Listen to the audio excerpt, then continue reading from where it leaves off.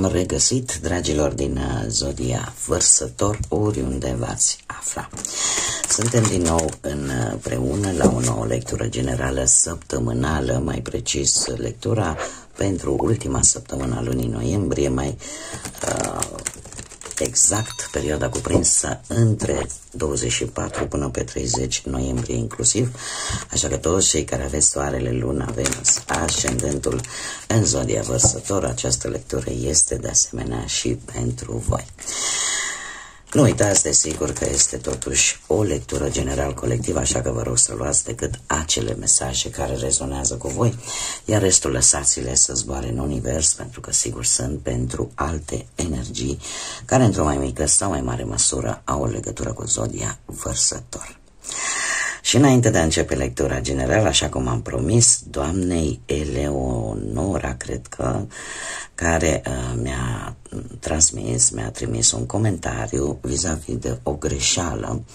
Bine, dânsa spune că ar fi mai multe.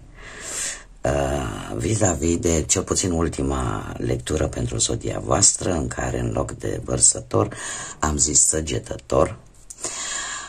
Dar nu am făcut-o decât o singură dată și doar în momentul în care comentam, nu atunci când băteam cărțile.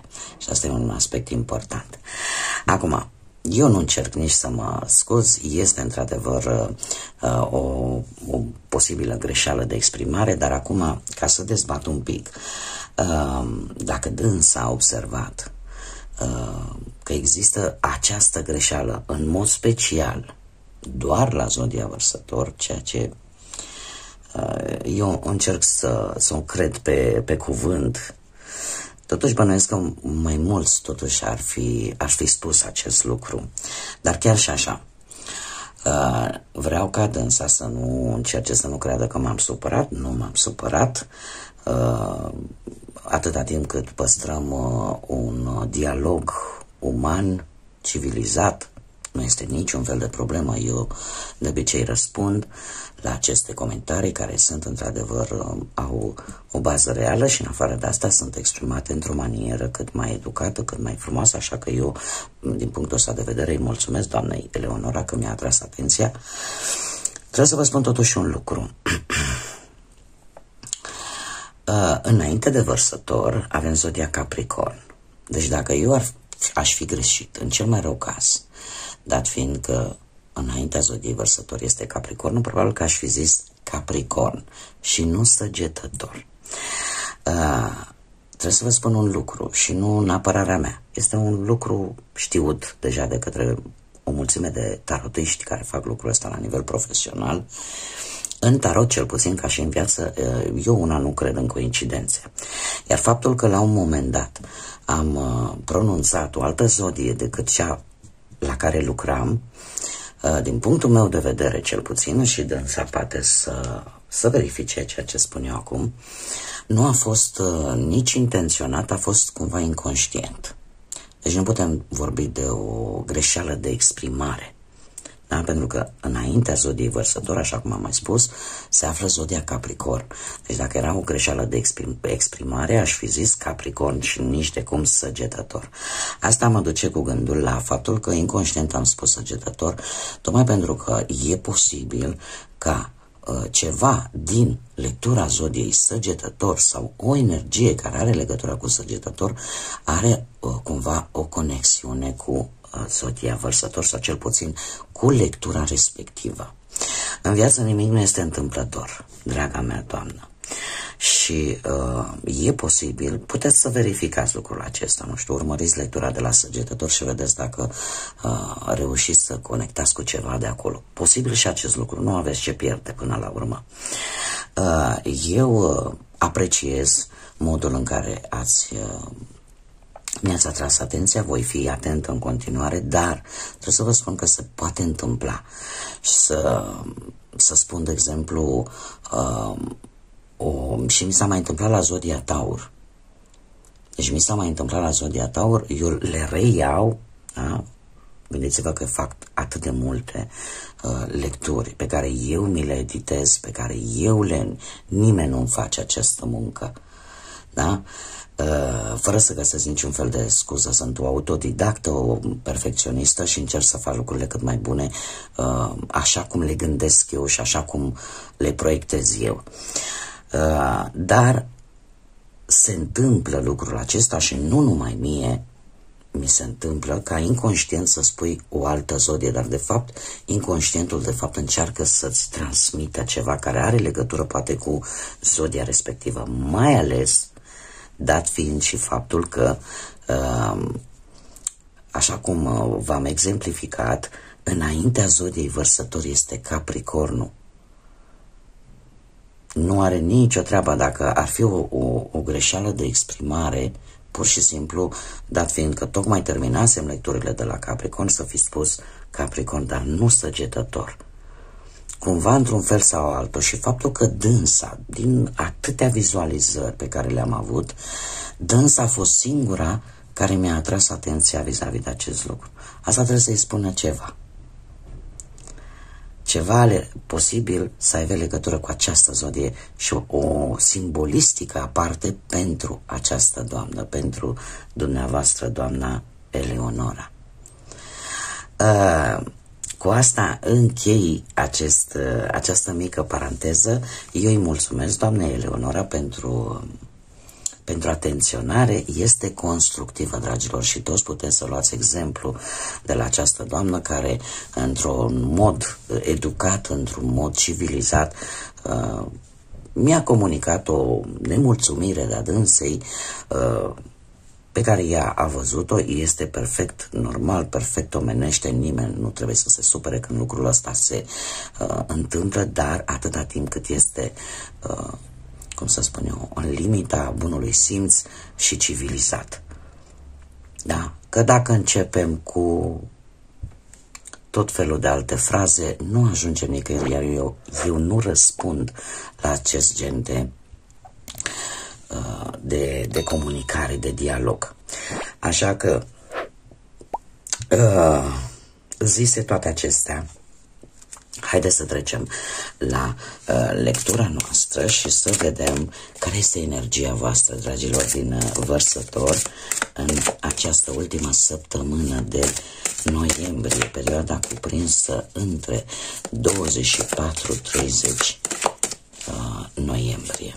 Încă un lucru important, astăzi când eu fac aceste lecturi, deja am intrat în perioada de lună nouă în Scorpion. Ce se întâmplă? Această lună nouă în Scorpion va afecta toate zodiile fixe. Ce înseamnă asta? Taur, Vărsător, da, voi, Scorpion și Leu. Și în această perioadă tindeți să fiți destul de debusolați, destul de... E ca și cum ar avea o lună plină. Da?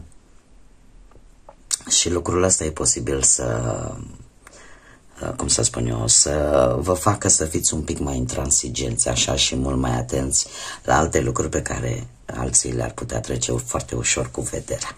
Asta așa ca ceva, un bonus astrologic pentru voi. Bun, energia voastră poate să aibă legătură cu numărul 26 sau numărul 8. Și avem zâna caruselului, care spune că vine din nou. Despre ce ne vorbește? Despre amintiri. Amintiri din viața voastră, momente în care posibil unii dintre voi să vă faceți tot felul de reproșuri sau să gândiți oare cum ar fi fost lucrurile dacă ați fi schimbat ceva din trecutul vostru. Este ca un moment, tocmai de aceea a fost binevenit această, cum să zic eu, specificație vis-a-vis de luna nouă în Scorpion, pentru că luna nouă, Scorpionul în general este o zodie foarte profundă și afectează foarte mult zodiile fixe, tocmai pentru că sunt zodiile care foarte greu, cum să spun eu, nu fac foarte ușor schimbări în viața lor. Iar faptul că apare această sensibilitate, această introspecție deja încă din această ultimă săptămână din noiembrie, spune foarte mult. De ce apar aceste amintiri? De ce apare această gândire? Dom'le, cum ar fi fost? Deja, ca să-ți imaginezi cum ar fi fost, o poți face pur și simplu așa, de lipsă de ocupație. Dar e important, de fapt, cu ce mesaj vine această carte. Acela că trecutorul cum nu-l putem schimba. Și ca să facem niște scenarii care n-au nimic de văzut cu prezentul de astăzi, nu ajută cu absolut nimic.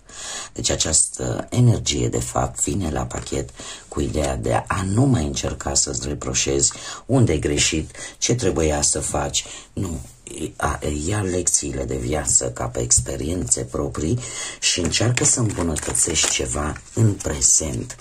Nu în trecut, pentru că în trecut nu se mai poate face absolut nimic. Dar cam asta este energia pe care mie cărțile mi-o arată pentru voi în această ultimă săptămână de noiembrie. Haideți să vedem ce ne spune și tarotul. Nu întâmplător am ales, dragilor, acum îmi dau seama, apropiindu-mă de sfârșitul zodiacului, că am ales intuitiv, pur și simplu, ce cărți să folosesc pentru această ultimă săptămână de noiembrie și am ales acest oracol care se numește Lumini și Umbre și am ales atât un alt oracol care vine la pachet, sunt pereche, da? Cu tarotul care se numește Pădurea Mistică. Asta spunem, acum am realizat efectiv. Da? Pentru că traversăm o perioadă de gânduri ascunse, de adevăruri incomode.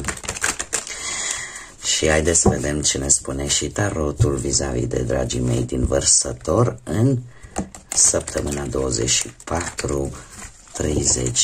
noiembrie. Ce vine pentru dragii mei din Vărsător? Haideți să vedem.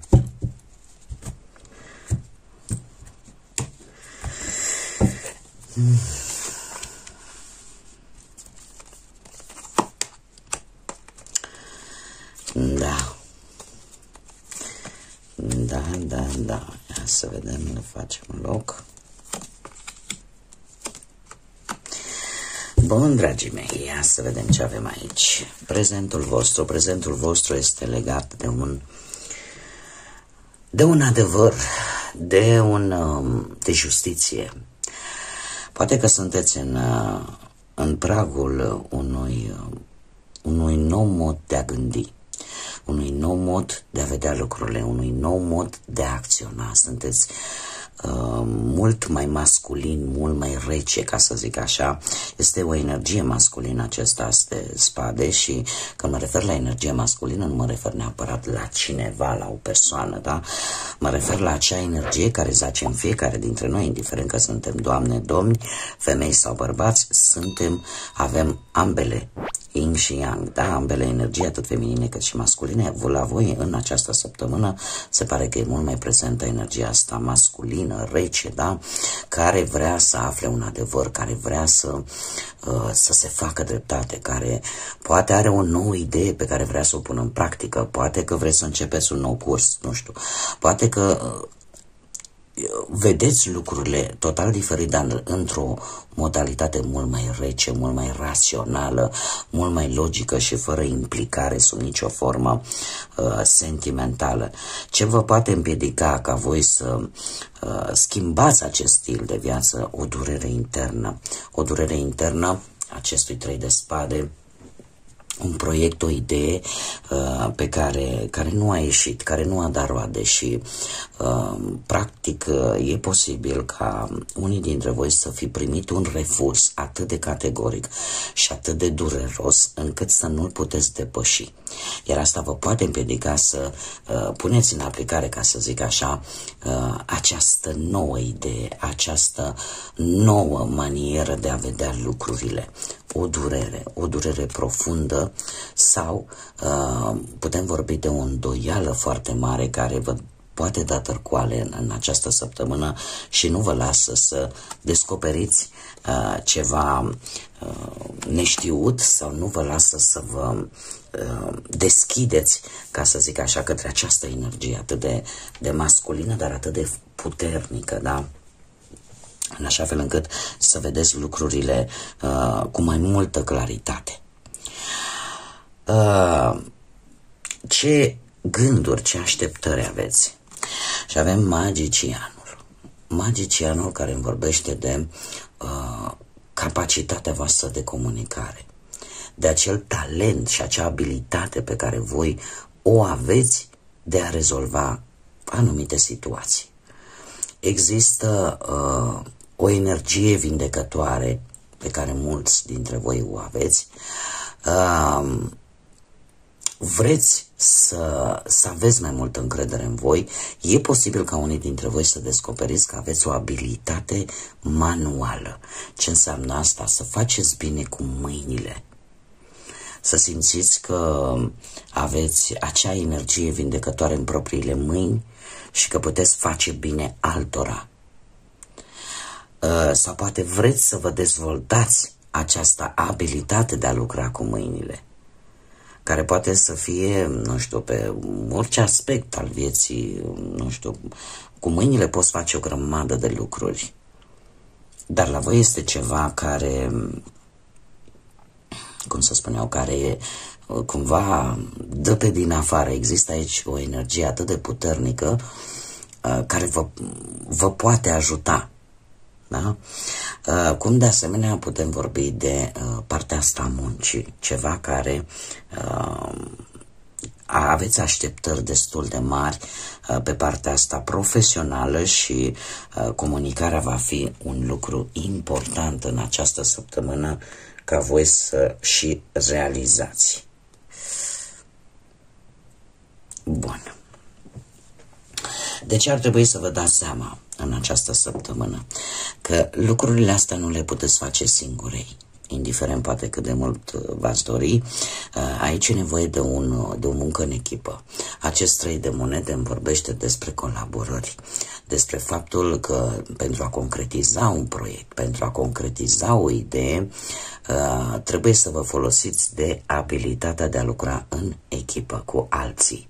Trebuie să înțelegeți importanța unei colaborări. Și lucrul ăsta vă poate ajuta, cum am mai spus, să concretizați ceva. De asemenea, ar trebui să-ți dai seama că încrederea în propriile tale abilități este un aspect important de care voi ar trebui să țineți cont în această săptămână. Ce te poate ajuta, ce te poate sprijini? Păi, dacă vorbim de un nou, că vreți să studiați ceva nou, să zicem, sau vreți să abordați lucrurile într-o manieră cu totul nouă, acest paj de monede îmi spune că trebuie să fiți cât mai practici, cât mai disciplinați, cât mai muncitori și nu trebuie să dați la o parte studiul. E posibil ca unii dintre voi să, nu știu, să vrea să studieze ceva legat de finanțe, posibil, sau pur și simplu să fie înclinați în a investi. A investi atât timp cât și efort pentru a vă atinge țelul, a fi realiști. Iar lucrul ăsta te poate ajuta, te poate sprijini, pentru că te vei axa decât pe proiecte cu bază solidă, decât pe lucruri care prezintă ceva solid. Asta ca și caracteristică, da? Dacă vorbim de o energie, atunci putem vorbi de o energie de pământ, Taur, Fecioară, Capricorn, cineva posibil tânăr care te va sprijini. Da? Te va sprijini. De ce? Tocmai pentru că are aceste calități. Da? Nu face lucrurile la întâmplare. Într-un fel sau altul este o persoană realistă, loială și de obicei face lucrurile cât mai practic. da? Și are o anumită disciplină. Are o anumită strategie în momentul în care se apucă de un lucru. Lucru valabil chiar și pentru cei care aveți poate un ascendent într-o zodie de pământ, Taur, Fecioară sau Capricorn. Ce aduce această ultimă săptămână din noiembrie? Un 7 de cupe și o regină de spade. Dragilor, sunt foarte multe idei care vă vin poate în minte sau sunt acele dorințe pe care voi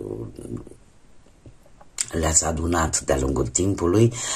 Sunt foarte bune idei pe care voi le aveți, dar ce este important, această regină de spade, desigur, vă poate reprezenta foarte bine și pe voi în mod direct. De ce? Pentru că reprezintă zodiile de aer, la fel ca și voi, Gemeni, Balanță sau Vărsător, dar trebuie să vă spun că trebuie să folosiți pentru a duce la îndeplinire aceste idei atât de bune, trebuie să vă folosiți inteligența, să aveți acea energie înțeleaptă, să fiți, să începeți deja să treceți, să planificați o acțiune, pentru că aceste idei, fără acțiune, rămân la faza decât de idee și nimic mai mult, sau rămân la faza decât de dorințe. Știți cum e? Ne dorim foarte multe, dar pentru a obține ceea ce ne dorim este nevoie și de acțiune, că nu ne dă nimeni așa dintr-o dată. Și vă dau cel mai bun exemplu. Poți să-ți dorești un exemplu pueril pe care toată lumea îl știe și sunt sigur că cel puțin o dată în viață și l-a dorit. Nu, era un fel de fabulă în care un om îi cerea lui Dumnezeu: Dumnezeu, vreau să câștig la loto, vreau să am bani, uite, să câștig, că uite, să necăjit sunt, mă rog, ce motive a pus el acolo. Și azi așa, mâine așa. Și la care la un moment dat Sfântul Petru coboară jos și îi spune, zice, nu mai insista să tot cer, fă ceva. Și la care omul spune, păi ce să fac? Păi ai băgat la loto, ai făcut acțiunea să bagi la loto? Cum vrei să câștigi? Da, o fabulă cu tâlc. Așa că pentru orice dorință trebuie să facem un pic de acțiune, da? Trebuie să acționăm. Această regină de spade, așa cum am mai spus, se pare că veți conduce cu o mână de fier și mai ales sunteți într-o fază în care nu știu cât de dispuși sunteți să negociați. Vreți să ajungeți la miezul problemei acolo, în așa fel încât această idee, această dorință pentru voi să înceapă să devină realitate. Este o combinație foarte bună, aș spune, pentru că această regină de spade reprezintă totuși o energie o energie feminină, dar care, cum să spun eu, își folosește inteligența, înțelepciunea, hotărârea, siguranța pentru a reuși ca aceste proiecte să le pună și în aplicare. Putem vorbi pentru unii dintre voi de obținerea unui post de conducere. Da?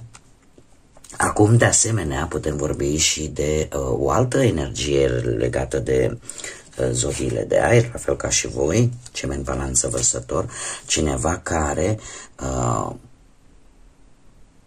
să-și impună punctul de vedere foarte dur, foarte direct, vis-a-vis de proiectele pe care voi le aveți. Iar asta rămâne de văzut dacă mergeți pe aceeași lungime de undă sau nu.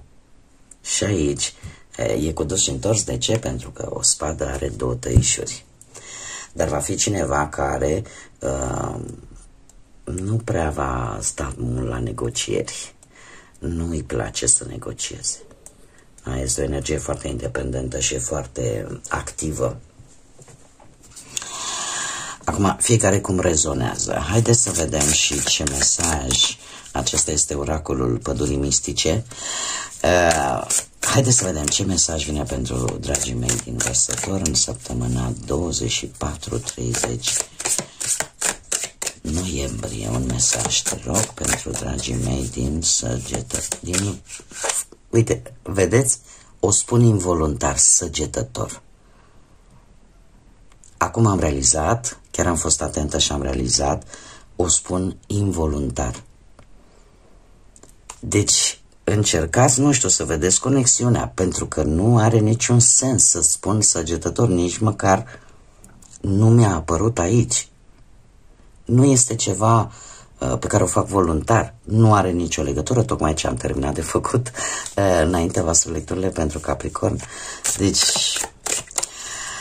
ceva se întâmplă, credeți-mă. În tarot, cum am mai spus, coincidențele nu există. Haideți să vedem care e mesajul vostru, fără o agendă. Ia să vedem. Ce ne spune? Spune așa. Iubirea pură, originală și orice tu ai visat se pot întâmpla atunci când tu vei fi pregătită să dăruiești iubire fără să aștepți nimic în schimb. Adevărații dăruitori vor primi. Este un îndemn de atunci când dăruiți ceva cuiva să fie făcută dezinteresat, să fie făcută în primul rând din suflet și fără a-ți crea așteptări. De ce? Pentru că cumva în momentul în care îți creezi niște așteptări și acele așteptări nu ajung, nu se împlinesc, devenim cu atât mai dezamăgiți. Trebuie să vă dau un mic exemplu ca să mă fac cât mai înțeleasă. Eu aș spune că voi, în general, ca și zodie, ca și caracteristici, aș spune că sunteți sunteți înclinați în a ajuta pe alții. Doar că, cel puțin, în această săptămână, bine ar fi, și dacă vreți să ajutați pe cineva, totuși să nu vă creați așteptări. Ca acea persoană vreodată în viață să vină să vă ajute. Pentru că aici ține foarte mult de karmă și de energia pe care noi o emanăm în univers. Cumva acest ajutor, atât timp cât e făcut din suflet și din propria voastră voință, fără să aștepți nimic în schimb, la un moment dat, când unora dintre voi veți avea nevoie de un sprijin, vă pot certifica din propria experiență că acel ajutor va veni, chiar dacă nu de la persoana pe care voi ați ajutat-o. Dumnezeu lucrează prin oameni, universul lucrează prin energiile umane. Și de multe ori ajutorul vine de unde te aștepți mai puțin. Și probabil că acesta este și cazul vostru, cel puțin în această săptămână.